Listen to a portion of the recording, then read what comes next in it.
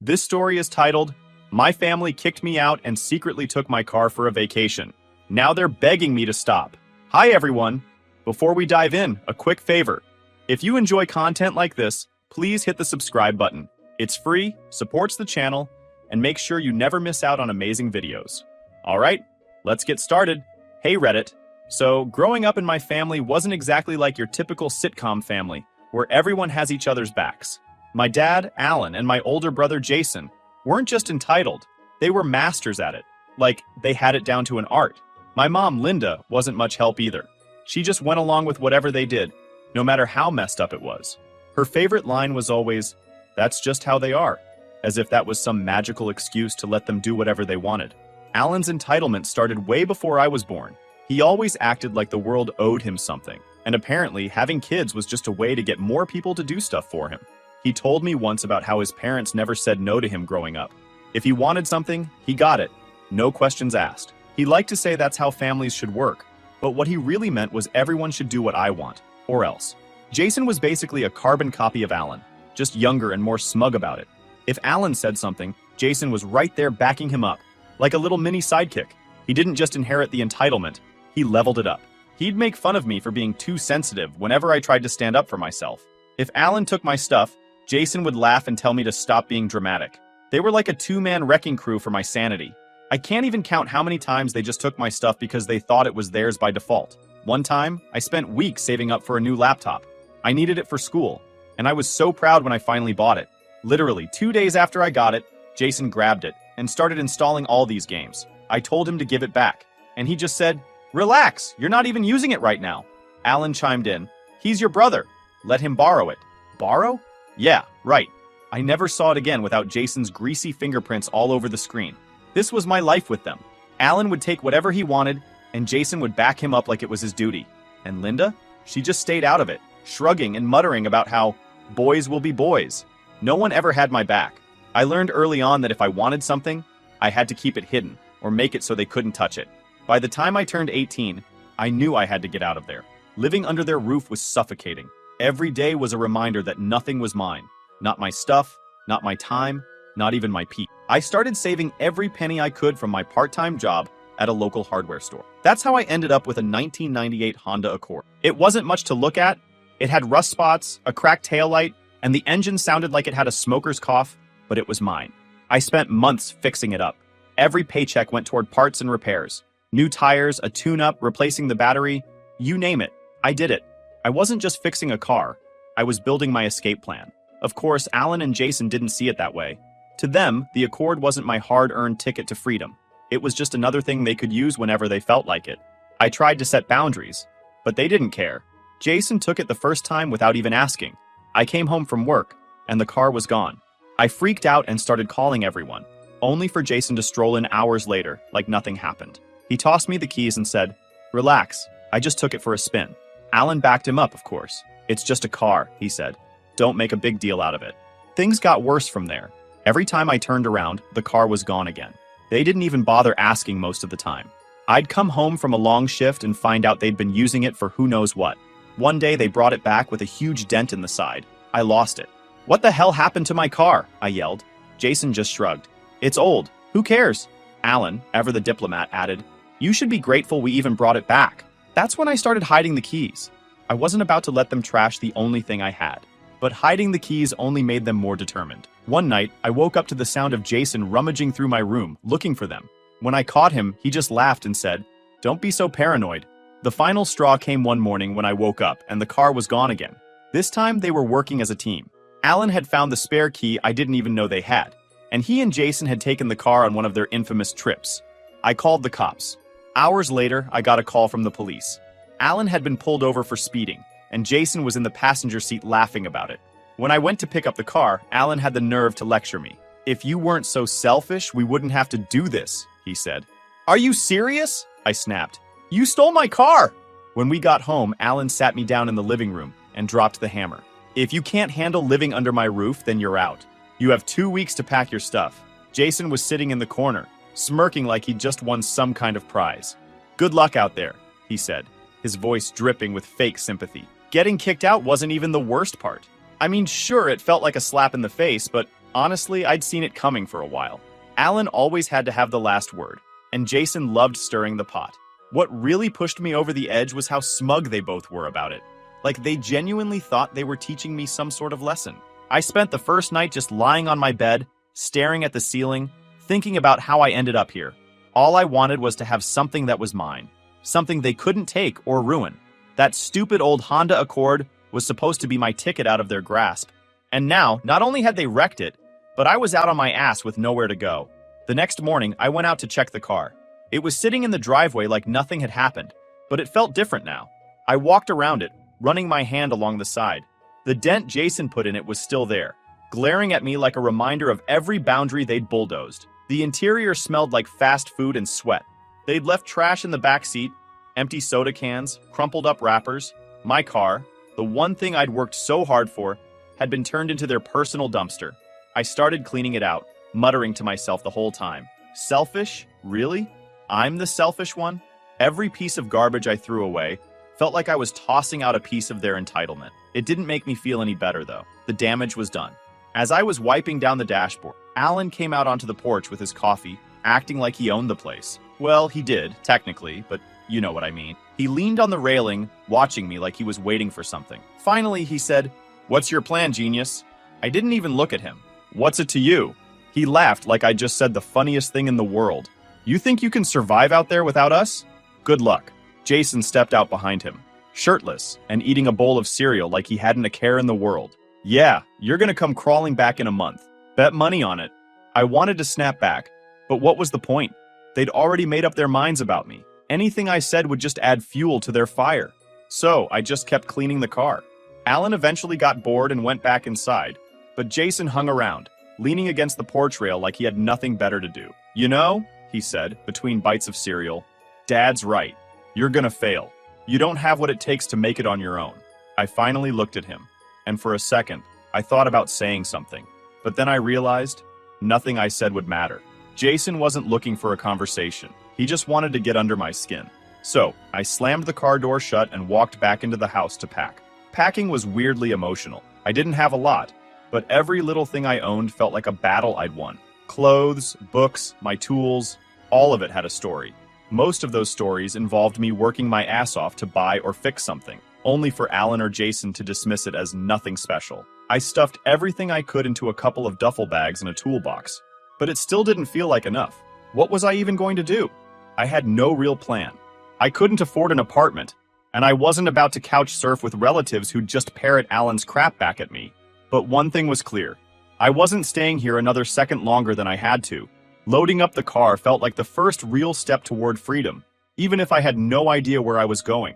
I threw my bags in the back seat and checked the glove compartment for my savings.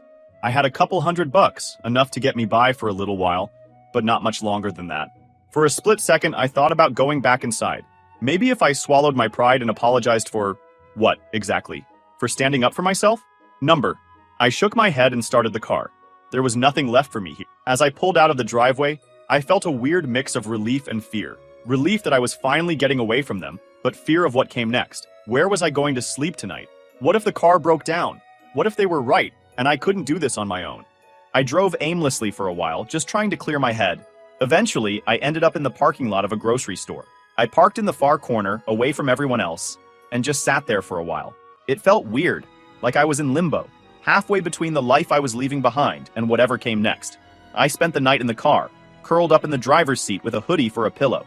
The next morning, I woke up stiff and groggy, but determined. I wasn't going to let Alan and Jason be right about me. I didn't know how, but I was going to figure this out. They thought they'd broken me, but they were wrong. They were about to see what I was really capable of. The idea of a camper hit me while scrolling through my phone, half awake and annoyed at how stiff my neck was from the awkward position. I stumbled across a video about tiny homes. At first, I laughed it off. Those things were ridiculously fancy, and I definitely didn't have the money for that kind of setup. But then, I saw a picture of a fifth-wheel camper. It wasn't pretty, but it had potential. Small, portable, and most importantly, affordable. That's when it clicked. A camper wasn't just a place to crash. It was freedom. I spent the next few days diving into online listings. It became an obsession. Every break at work, every quiet moment in the car, I was scrolling through Craigslist and Facebook Marketplace, trying to find something that wouldn't drain my bank account completely. Most of the listings were way out of my price range, like $20,000 for something that looked like it belonged on a reality show. But then I found it, a 2001 Keystone Cougar fifth wheel. The pictures weren't great, but I could tell it had good bones. It was just old enough to be cheap, but sturdy enough to last. The guy selling it, Sam, was asking for $3,500, which was still a stretch for me, but I figured I could negotiate. A few days later, I was driving out to meet Sam at his property, which was about 45 minutes from where I was staying. Or, well, parking. "The Cougar's over here," he said, leading me around the side of the house. There it was, sitting on a patch of overgrown grass like it had been forgotten about for a while. The paint was faded, and there were a few dents along the side, but it looked solid. "She's a little rough around the edges," Sam admitted, "but the plumbing works and the roof doesn't leak. Tires are new too." I walked around it, checking every detail. The interior wasn't much to look at, cramped and dated, with peeling wallpaper and a faint musty smell. But it had everything I needed: a small kitchenette, a bathroom, and enough space for a bed. "How firm are you on the price?" I asked, trying to sound confident even though my stomach was doing flips. Sam scratched his chin, thinking it over. "Tell you what, if you can haul it out of here this week, I'll knock it down to $3,000. It was still a lot of money, but I couldn't pass it up. "Deal," I said, shaking his hand. The next hurdle was figuring out how to actually tow the thing. My Honda wasn't going to cut it, so I called my cousin Ethan. He was one of the few family members who wasn't completely wrapped up in my dad's nonsense. Ethan was the kind of guy who always had a solution, usually involving tools, a truck, or both. When I told him what I was up to, he didn't even hesitate. "Bring your car over, and we'll figure it out." Ethan's place was about 20 minutes outside town, on a chunk of land big enough to house his collection of old trucks and project cars. He'd been working on cars since high school, and his garage was a mechanic's dream. When I pulled into his driveway, he was already outside, wiping his hands on a rag. "So, you're really doing this, huh?" he said, grinning as he leaned against the hood of his truck. "Yeah," I said. "I've got to get out of here. This is the only way I can afford my own space." He nodded, like he got it completely. "All right, let's see what we're working with." We spent the rest of the afternoon rigging up his truck to tow the camper. Ethan had a knack for making things work, even if it meant bending a few rules. By the time we were done, his truck was ready to haul, and I was starting to feel like this might actually happen. "You can park it here if you need to," Ethan said as we wrapped up. "I've got plenty of space, and it's not like your dad's gonna show up here." "Thanks," I said, relieved. "I owe you big time." The next day, we drove out to Sam's place to pick up the camper. Towing it back to Ethan's property was nerve-wracking. I kept glancing in the mirrors, half expecting something to go wrong. But we made it without a hitch. The first night in the camper was surreal. It wasn't fancy, far from it. I slept on an old mattress that smelled vaguely of mildew, surrounded by peeling wallpaper, and a tiny sink that dripped if you didn't turn it off just right. Over the next few days, I started fixing it up. I scrubbed every surface, patched a small hole in the floor, and added some cheap string lights I found at the dollar store. Ethan helped me hook up a water supply, and I managed to find a used propane tank for the stove. It wasn't much, but it was starting to feel like home. I thought moving would give me some peace, but of course Alan and Jason couldn't leave well enough alone. I didn't tell them where I was staying, but news travels fast in my family. I guess someone mentioned my setup to them, probably thinking they were making polite conversation. Next thing I knew, they were back in my business. A couple of days later, Ethan came to the camper while I was working on patching up the roof. "You got company," he said, pointing toward the driveway. I climbed down the ladder and spotted Alan's beat-up truck pulling in, with Jason riding shotgun. "Great," I muttered, wiping my hands on my jeans. "What do they want now?" Alan got out first, acting like he owned the place. Jason followed, his usual smug expression plastered across his face. They didn't even say hi. Alan just walked right up to the camper, looking it over like he was appraising it. "Nice setup you've got here," he said, his tone dripping with fake politeness. "Looks like it could use a little TLC, though. You keeping up with the maintenance?" "What do you want, Dad?" I asked, crossing my arms. Alan smiled, but it wasn't friendly. "We've been talking, and we think it's time you showed a little gratitude. Let us take the camper out for a weekend. It's not like you're doing anything important with it." Jason jumped in before I could answer. "Yeah, it's just sitting here. You can live without it for a couple of days." I could feel my blood pressure rising, but I took a deep breath before responding. "This is my home. I'm not lending it to you." Alan's face hardened. "You're being ridiculous. We're family. Families help each other out." "Funny how that works," I shot back. "Because the only time you want to help is when it benefits you." Jason rolled his eyes. "Here we go again. Always the victim, aren't you? I ignored him and focused on Alan. You've taken enough from me. The answer's no. Ethan, who'd been watching from a distance, decided he'd heard enough. He walked over and stood next to me, crossing his arms. You heard him, Ethan said. No means no. Alan glared at Ethan like he was some kind of traitor. This doesn't concern you. Ethan smirked. It does when you're on my property. For a moment, I thought Alan was going to blow up, but instead he shook his head and muttered, Unbelievable. He turned to Jason. Come on, we're leaving. You're going to regret this, he said as they drove off. I wish I could say that was the end of it, but of course it wasn't. A few days later, I started getting calls and texts from family members. Alan and Jason had been busy spinning their version of the story. According to them, I was being selfish and ungrateful, refusing to help out my poor dad who just wanted a nice weekend away. Why can't you just let him borrow it? One of my aunts asked over the phone. It's not like you're using it for anything important. It's my home, I replied for what felt like the 100th time. Would you let someone take your house for the weekend? That's not the same, she argued. He's your father. Exactly. That was the problem. The calls didn't stop. Everyone had an opinion, and most of them weren't on my side. I started ignoring my phone altogether. Ethan tried to cheer me up by joking about how Alan and Jason were like a bad movie villain, always plotting their next move. It was funny at first, but the constant pressure was wearing me down. The breaking point came when they showed up again. I was sitting outside enjoying a rare moment of peace when I heard the rumble of their truck coming up the driveway. I groaned. You've got to be kidding me. Alan didn't even bother with pleasantries. He got out of the truck and pointed at the camper. We're taking it, he said, like it was already decided. I stood up. The hell you are! Jason leaned against the truck, smirking as usual. We figured we'd give you a chance to do the right thing, but clearly you're too stubborn for that. Ethan came out of the garage, wiping his hands on a rag. You're not taking anything, he said, his voice calm but firm. Unless you want me to call the cops. That got Alan's attention. You wouldn't dare, he said, his tone low. Ethan didn't flinch. Try me. There was a tense moment where I thought things might actually get physical, but Alan backed down. He muttered something under his breath and got back in the truck. Jason gave me a sarcastic little wave as they drove off. This isn't over, he said. I thought things would settle down after Ethan stood his ground. I mean, how many times can you be told no before you finally get the message? But Alan and Jason weren't the type to let anything go, especially when they felt disrespected. For them, it wasn't just about the camper. It was about control. If they couldn't have it, they'd make sure I regretted keeping it from them. A few weeks passed without any drama. I started to let my guard down, thinking maybe they'd finally moved on. Ethan even joked about it one night while we were working on his truck. You think they're plotting their next move? Or did I scare them off for good? He asked, grinning. Probably both, I said. Alan's not exactly the forgive and forget type. I should have known better than to assume the quiet meant anything good. Turns out they were just waiting for the right moment. It was late, maybe 2 or 3 a.m., when I woke up to the sound of something outside. At first, I thought it was the wind. Ethan's property was pretty open, and the camper would creak sometimes if the breeze picked up. But this wasn't the wind. It was the distinct sound of footsteps, slow and deliberate, followed by the metallic clink of something hitting the hitch. My stomach dropped. I got up quietly, my heart pounding in my chest, and peeked through the window. Sure enough, there they were. Alan and Jason, crouched by the hitch, trying to unhook the camper. Alan was fumbling with the locks while Jason held a flashlight, looking over his shoulder every few seconds like a kid stealing from the cookie jar. For a moment, I just stood there, frozen. I couldn't believe they'd actually sunk this low, but then the shock wore off, and the anger kicked in.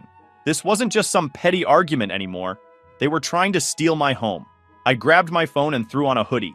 Bursting out of the camper, I shouted, "What the hell do you think you're doing?"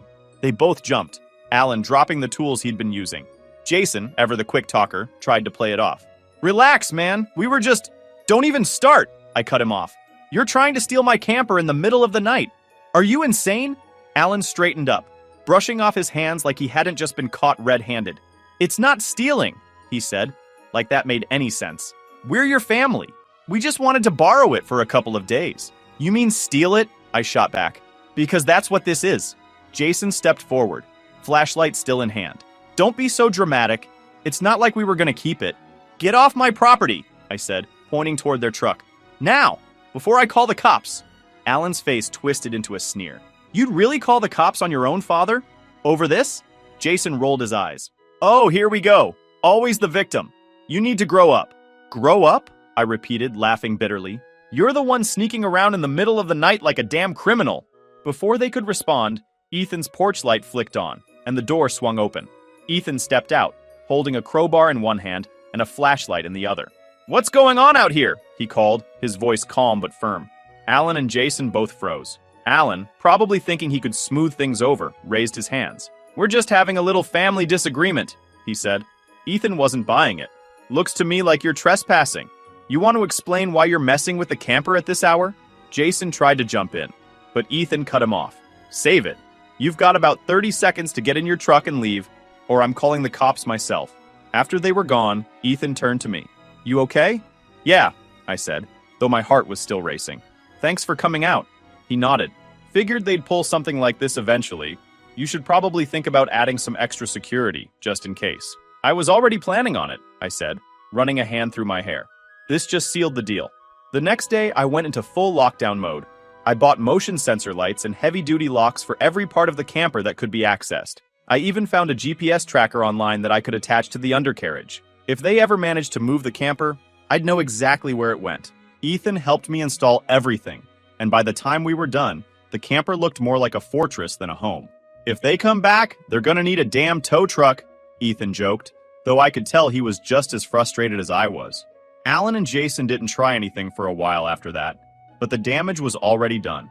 Every little sound outside made me suspicious, and I started checking the locks obsessively. It wasn't just about the camper anymore. It was about feeling safe, and they'd taken that from me. The real showdown came at the family barbecue. Ethan had offered to host it that year, and I figured it was a good chance to reconnect with some of the less dramatic members of the family. I parked the camper off to the side of his property, far enough from the main area to give myself some space, but close enough to keep an eye on it.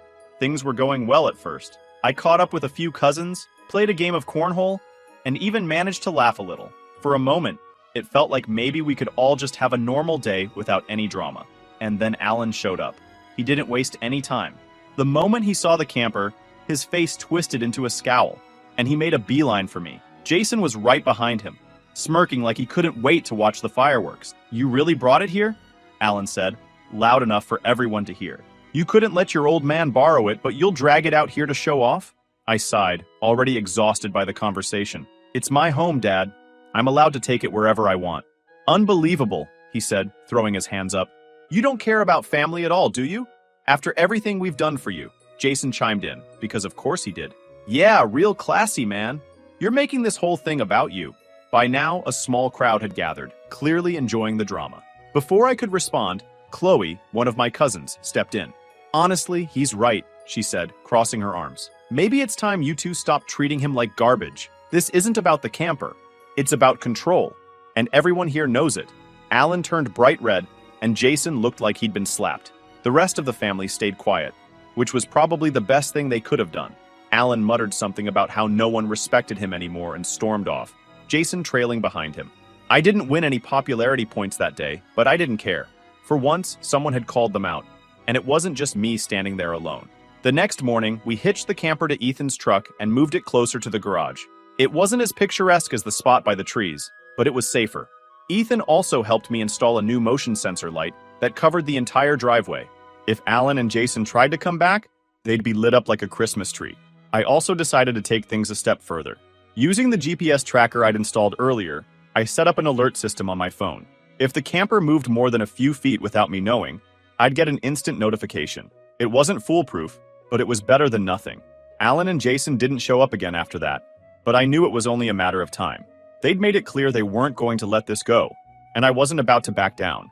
This wasn't just about the camper anymore. It was about standing my ground. For once in my life, I wasn't going to let them take something from me. As I sat in the camper that night, surrounded by the soft glow of the string lights I'd put up, I felt a strange mix of exhaustion and determination. They could try all they wanted, but this was my home, and I wasn't going to let them take it without a fight. For a while, things stayed quiet. Alan and Jason must have realized that showing up uninvited wasn't going to work anymore, especially with Ethan ready to shut them down the second they tried something. But knowing them, I couldn't shake the feeling that they were planning something. They never really let things go. They just waited for the next opportunity. And that opportunity came when I had to leave town for work.